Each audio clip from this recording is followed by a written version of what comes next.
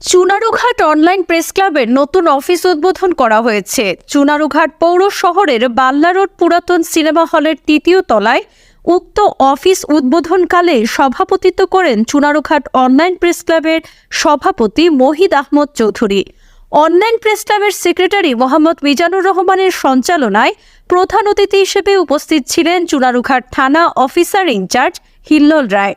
প্রধান আলোচক হিসেবে উপস্থিত ছিলেন চুনারুঘাট প্রেস ক্লাবের সাবেক সভাপতি আলহাজ মোহাম্মদ কামরুল ইসলাম।